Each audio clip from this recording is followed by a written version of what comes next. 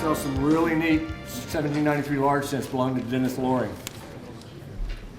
Some people come to the auction and watch. Dennis, who's been to hundreds of auctions in his lifetime, is at home because he's too nervous to come watch his coins be sold.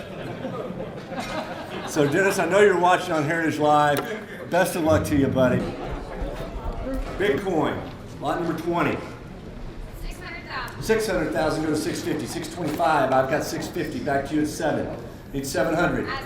Over there, 7 to 750. 700 on my right, need 750,000.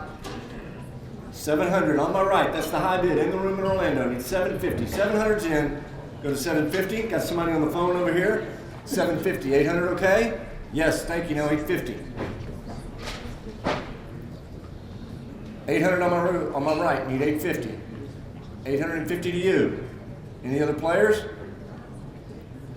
850's bid, thank you, now 900. 900 now 950. 950 now $1,000 or $1 million. Let me add a few zeros. You can tell what I'm used to calling, right? $1 million. Got a 1.1 million.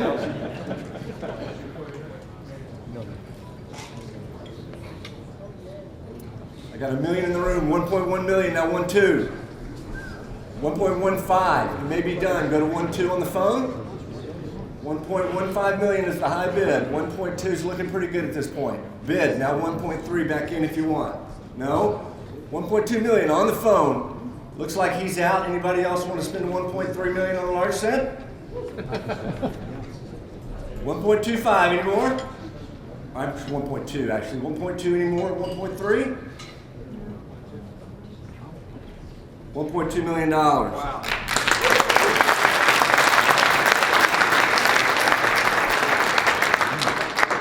You sold the Dennis Loring collection of large cents last night.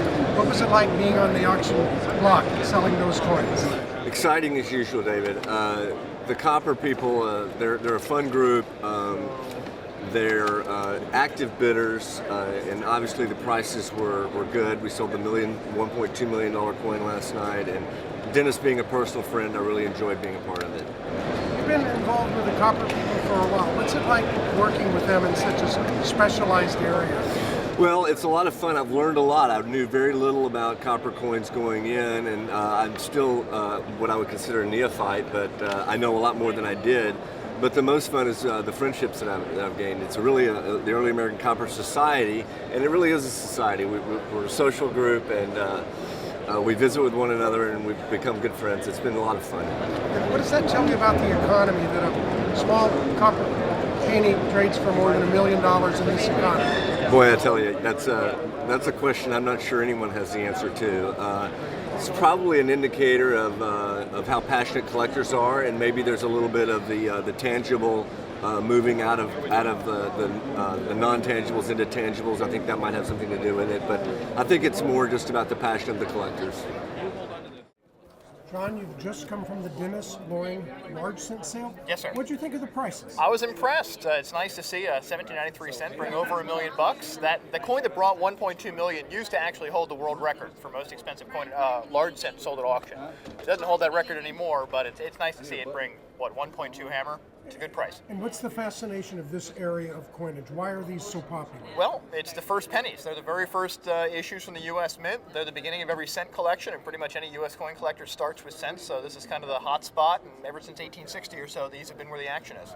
And how important is the pedigree on them? The Dennis Loring is fairly well known in the trade. Dennis is very well known. He's been a major player in the Early American Coppers Club and in the large cent industry, if you want to call it that, for decades. I don't want to overestimate it. Dennis is a friend of mine, but he's been very, very active. Everybody knows him. His taste is well known, and he's collected coins with good provenances or pedigrees, and that's what you saw here today. And future of the large cent market, how would you say? It seems to have always gone up. The only fear with the future of the large cent market is that it's now difficult for an entry-level collector to start collecting early dates like these. So some of the bottom layers are getting sort of priced out. So that has yet to be seen what influence that'll have. But the top part is always up, up, up.